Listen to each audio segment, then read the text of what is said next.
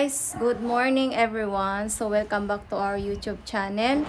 Matagal-tagal na rin tayong hindi naka-vlog dahil nga meron po tayong sideline po tayo, guys. So as you can see, sa mga hindi pa nakakaalam, meron po tayong Facebook page sa ating website para po sa ating mga dress. Nagla-live selling po ako everyday sa Facebook page natin na Trend Brand. Ayan mga madam, thrift store, madami pa po sa baba as you can see. So, since kasi nakagat ako ng pusa na alaga namin, so pangatlong na po ito, yung balik ko sa hospital, pangalawang series na po. So, sa ngayon, naagahan po natin, naglaan po ako ng time na mag-update po sa inyo. Ayan na nga. So, pangalawang series. So, kahit papunta ko doon, magkapag-vlog tayo. So, tara let's mga madam, samahan nyo ako. Dahil this is it. Okay, see you later guys. Ready na tayo guys. So, ayan na nga. Tayo ay maglalakad lang. Medyo mainit ng panahon. Kailangan ko agahan kasi para maaga rin tayo makauwi para hindi mainit pagbalik natin. Kaya, so, since naglalakad lang ako papunta doon sa gate 3 kasi doon ako sumasakay. So, yan.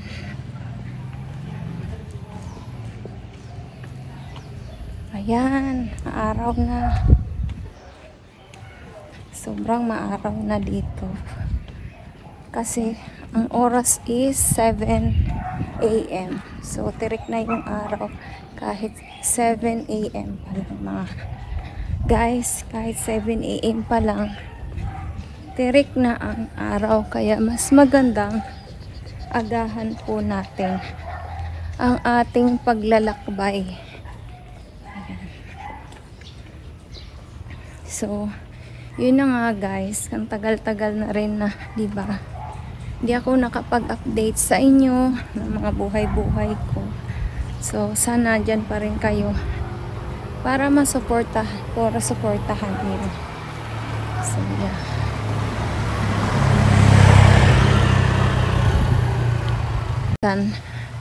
Wala akong wala akong lakas ng loob mag-vlog sa labas. Kinakapalan ko na lang yung mukha ko. Kasi this is it. Ayan guys, kung saan ako nakatira. Ito yung nilalakad natin. Ayan. Ito yung nilalakad natin mga madam. Mga madam. Ito yung nilalakad natin araw-araw kapag lalabas tayo.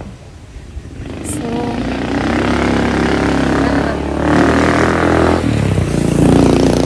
may mga dumadaang mga motor dito. So, yan guys. So, mamaya, mga 10:30 live tayo sa mga hindi nakakaalam. May live po tayo guys ng 10:30 ng umaga. So,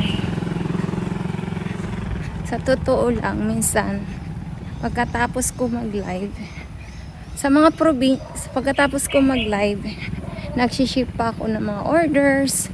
Pagka malayo naman, like Davao, Mindanao, Visayas, may mga na po miners ako dyan, guys. So, kung gusto nyo mag-mine, pwede po kayo. Kahit saan ka man nakatira dito sa Pilipinas, abot na abot po ng ating rider ang inyong mga parcel. So, yeah. Medyo malikot ang ating camera. So, ito lang guys yung ginagawa ko. Since ako po house mama ko or ako nag-aalaga ng mga anak ko. So, yan. So, sideline tayo. Since malalaki na rin yung mga anak ko.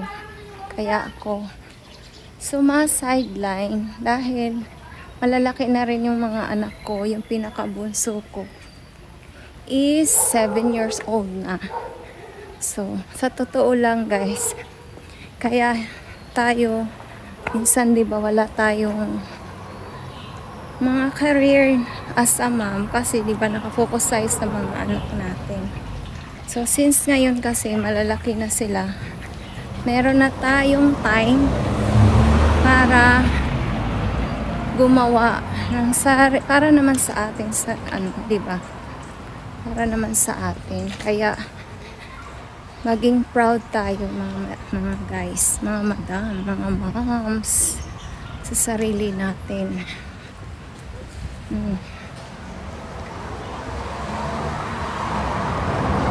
It's 10 minutes na lakaran ko. 10 to 15 minutes. Diba? 10 to 15 minutes ang ating lakaran. Tayo ba yung view? Ganda. Ayun doon, swimming pool yun. Nadadaanan.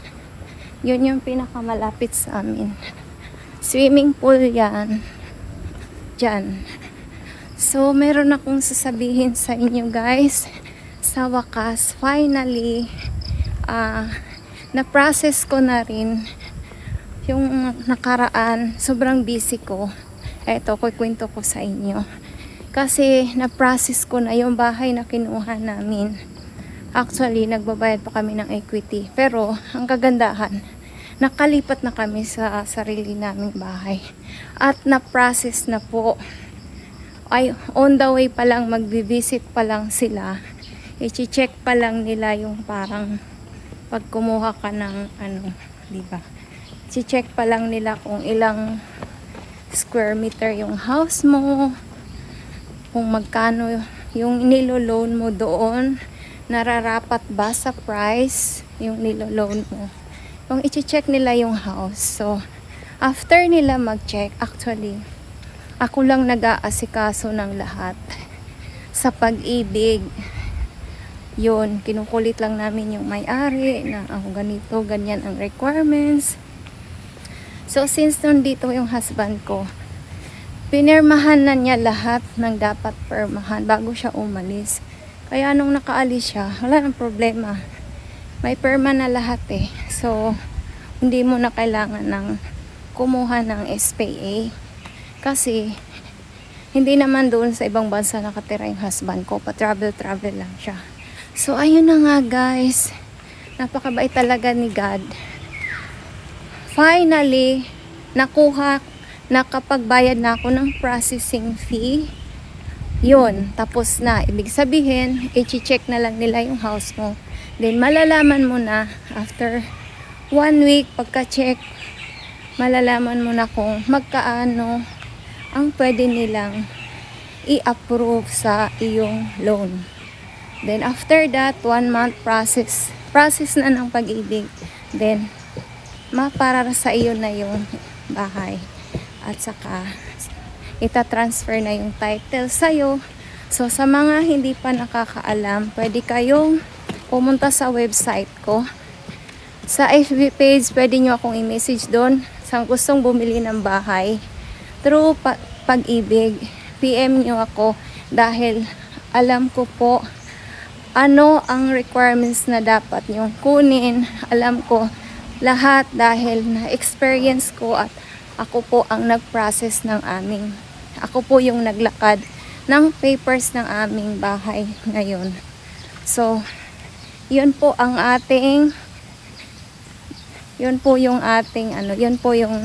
alam ko.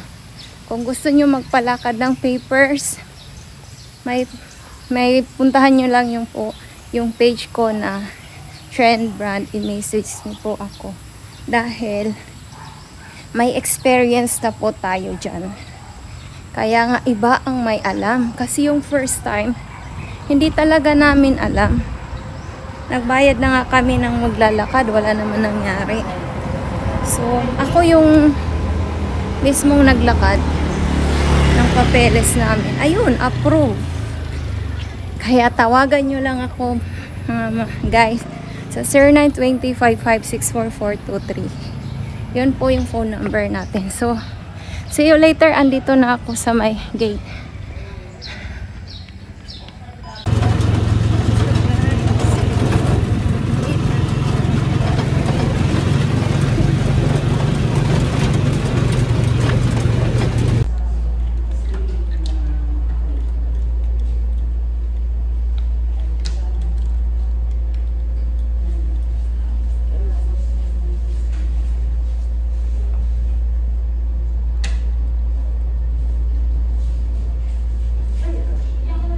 Hey guys, we're at home. Nakauwi na rin.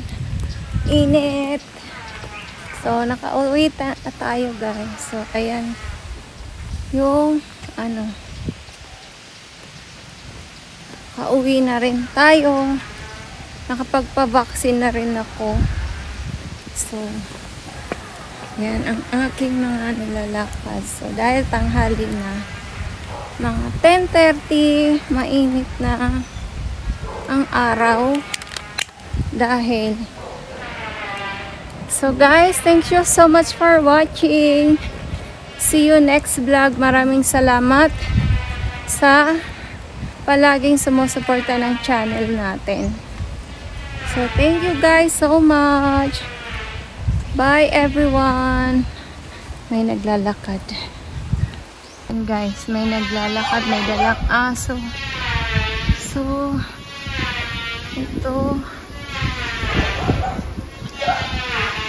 Natakot ako sa aso. Nadala ni tatay. Okay. Tumabi muna tayo.